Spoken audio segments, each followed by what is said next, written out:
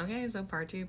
In the first video, I talked about like my background, how it was not very traditional, and how I pivoted into finance. But I also began to touch upon how, in times of great turmoil and the destruction of everything that you love and cherish, there is a beautiful opportunity for you to build something new upon it. And that happened in another time period in history known as the Renaissance. And when people usually talk about the Renaissance, they always think about the Italian Renaissance, but it was actually a giant movement of ideas, people, places, and things and inventions happening at a very rapid rate that sprawled throughout Europe and by proxy the globe. And the Renaissance was a great, exceptional moment where, like I said before, you have this like incredible exchange of ideas, of inventions, just incredible leaps and bounds being made in the arts and culture space.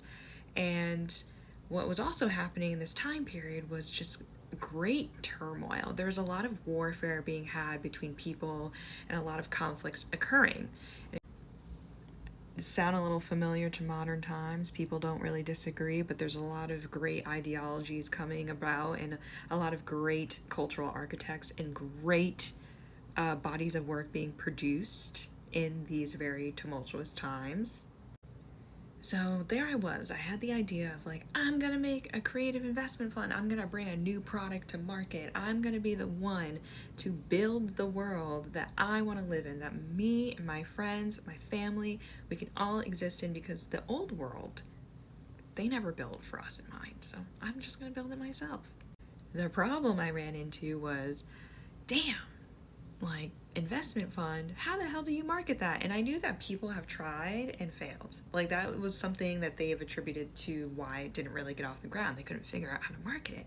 So here I am, I'm like, I'm gonna start an investment fund, okay, and it's gonna be a new product. Like, all right, no, the world hasn't seen it before. And I'm like, but how the hell do you market that? Let's be honest, investment funds are very unsexy. They're not fun. They're not hot. Like, most people are not going to care about it. But I knew. I was like, okay, well, I'm a history buff. I'm a political fiend. And I'm an artist and creative myself. I could figure that out.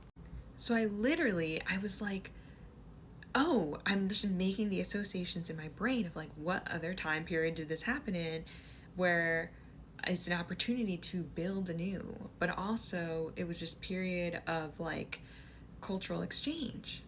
And I just want to say that I didn't have the name for my fund at this time. So I was just kind of like poking around of like the concepts of like, when was this happening in history? So I landed on the Renaissance. And I was like, there was a place in the Renaissance where all of this was happening. That place was the Agora. And in ancient times, the Agora was literally kind of like, think of it like the town center. The town center where you had all of these intellectual ideas being exchanged. Artists and creatives would gather and like to like start working on their craft or selling their work. You had these merchants coming through in and out, like showcasing these like new concepts, these new cultures and what they had to offer. It was just this great place of vibrant ideas, vibrant exchanges that would fundamentally change humanity for the better for the rest of time. So then I filed the Agora Fund. I was like, that's it. That captures everything I want to do. Because while I usually say it's for film, fashion, and art, if you look on all the other media on like the website and other posts, it really encapsulates these great visionaries in other spaces as well, whether it be like architecture, media, just these great cultural architects. And I've done a fair amount of traveling, and I have found myself in the past going back to Italy quite frequently because I do love that time period. And I've visited I visited the Vatican, I've seen the Sistine Chapel, I've seen the Last Supper in Milan, and I've visited the Uffizi Gallery, which is like my favorite gallery in the world to visit. So there I was like scrolling through old travel pictures, trying to figure out and gain inspiration. And I came across the School of Athens from when I visited the Vatican. And that was where I was like, boom, there it is. I saw that picture and I was like, that's how I'm gonna market this fund. In the School of Athens, you'll see all history's greatest philosophers. But when you look closely, and by the way, when we're talking about some of the greatest philosophers, we're talking about Plato, Aristotle, the like, right? You'll see them all throughout the painting. And they're all kind of like in this agora talking about their ideas, talking about their schools of thought, the things that, in the ways they interpret the world around them. And everybody's kind of looking at each other, talking to each other, but there is one figure who is looking directly at you, the viewer, and her name is Hypatia. And I love talking about Hypatia because she is a woman who is not from a traditional academic background. She lives this like very, what would be deemed as controversial life, where she worked as a worker, but she also like was very independent for her time period, and she's most credited by inspiring all of the philosophers in that painting and all of the philosophers we study to this day. Hypatia essentially set the groundwork for everything that we love and cherish now, and was the OG. She was the inspiration for a lot of great philosophers, artists, the like. So I was looking at this School of Athens picture on my phone, and I was looking at Hypatia, and I was like, that's me.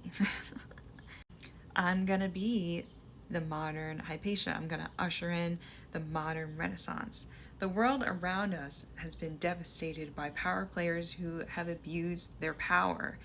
And so now I'm coming in to say to not just the financial industry, not just the art world, not just traditional film, and certainly not just traditional fashion, I'm telling the globe at large that we are building a new world where the once excluded ideas, cultures, people are now going to be celebrated at the forefront.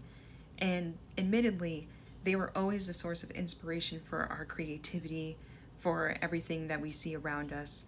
But now we're just going to reframe it to what it always should have been, that they are the foundation, that they are the original, that they are Hypatia. So that's why you see a lot of Renaissance references, and that's why you catch me saying the Renaissance had its patrons, the Agora Fund is building its own.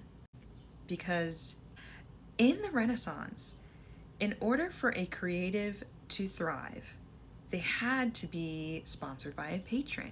And Michelangelo and many other creatives in that time period were typically sponsored by patrons, and that patron was the prince. And the Prince of Florence came from an incredibly famous family, the Medicis. And the Medici family is the reason why we have that foundation in the first place.